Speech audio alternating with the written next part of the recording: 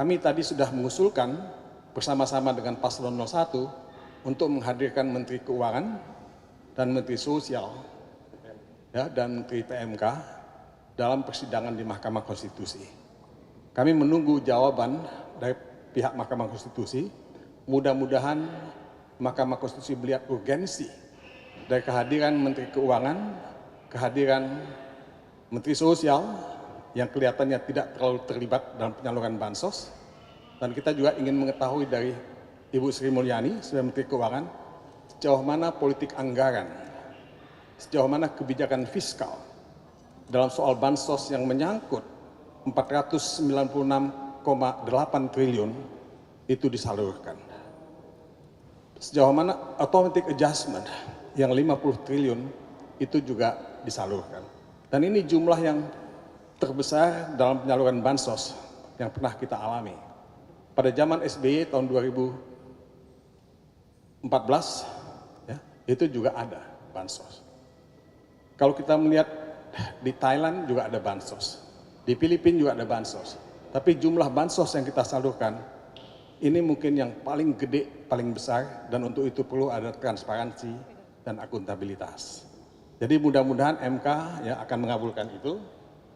Dan saudara-saudara, kalau itu yang menjadi objek dan tujuan kita, ini yang saya kira penting untuk diketahui bahwa kita semua mencari kebenaran konstitusional. Di sini tempatnya. Jadi mudah-mudahan teman-teman di MK, koleha-koleha yang di MK ini bisa memahami dan mengabulkan itu. Jadi kami secara resmi sudah memasukkan surat untuk minta Mahkamah Konstitusi mendengarkan keterangan, memanggil lalu mendengar keterangan dari 4 menteri ini. Kenapa pentingnya 4 menteri ini?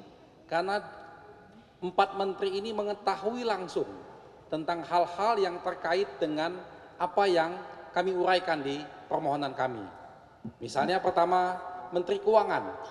Di situ kami ingin menanyakan dan mungkin nanti melalui Mahkamah Konstitusi tentang anggaran bansos ini.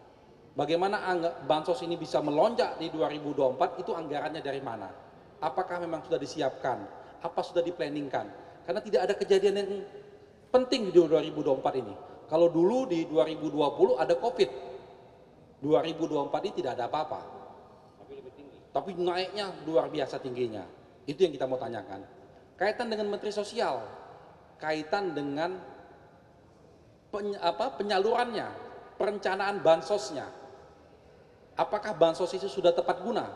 Kita semua setuju bahwa bansos itu penting. Tapi kita tidak setuju kalau bansos itu dipolitisasi. Sehingga orang yang menerima tidak berhak menerimanya. Hanya karena untuk ingin menaikkan suara paslon tertentu. Lalu yang ketiga, Menteri Perdagangan.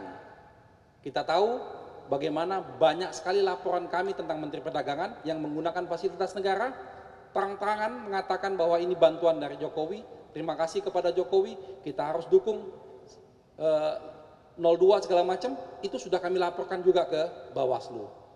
Lalu terakhir tentang Menteri Airlangga. Ini juga hal yang sama seperti dengan yang dilakukan oleh Menteri Perdagangan Zulkifli Hasan. Itulah yang kami minta melalui Mahkamah Konstitusi, semoga dapat dikabulkan. Tadi juga pihak 03 mendukung argumen kami. Karena kenapa ini penting? Karena inilah nanti mengungkap semua tabir-tabir.